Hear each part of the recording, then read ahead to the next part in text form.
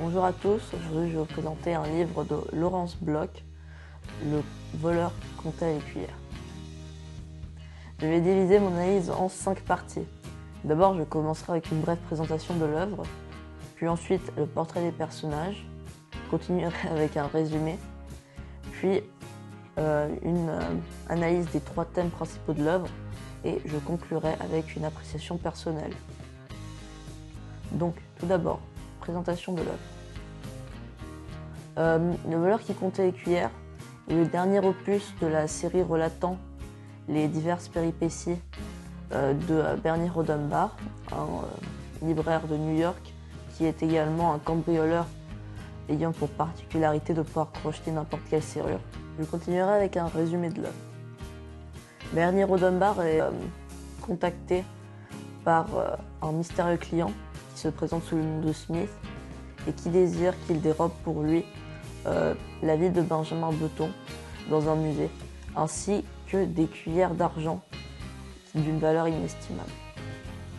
En parallèle à ces différents cambriolages, Bernie Rodenbach est employé comme détective consultant par la police pour les aider à élucider un meurtre, ou plutôt ce qui semble être un accident mais qui est en réalité le meurtre d'une vieille dame qui a vraisemblablement surpris un cambrioleur en train de piller son appartement.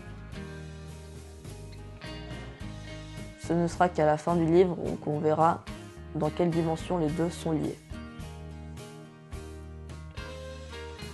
Enfin, donc je continuerai avec l'analyse des 3 thèmes de l'œuvre. Donc il y a tout d'abord le crime, qui est un thème prédominant dans cette œuvre. En effet, comme je l'ai dit auparavant, le personnage principal est un cambrioleur, donc tout naturel que l'œuvre soit orientée vers ce thème.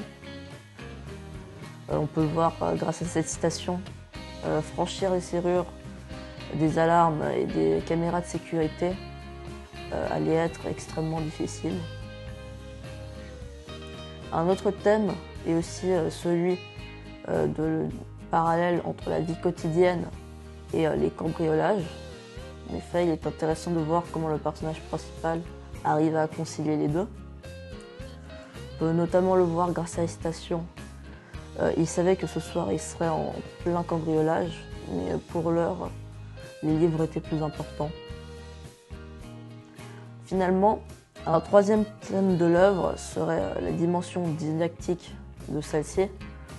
C'est assez surprenant, mais on apprend beaucoup de choses en relation à l'histoire des éléments dérobés par le personnage principal, ainsi que des informations complémentaires, comme par exemple John Tyler était à la présidentielle de 1840.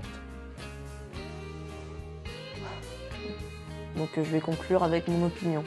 J'ai beaucoup apprécié ce livre car il est très dynamique dans le sens où l'action est continuelle et ne s'arrête jamais. Il est également très facile à lire et je le conseillerais à n'importe quelle personne aimant les romans policiers ainsi que le suspense.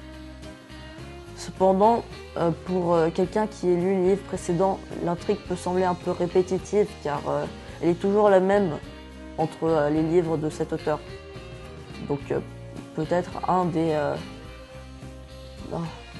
des points faibles du livre. Merci de m'avoir écouté. J'espère que cette analyse du livre vous aura aidé.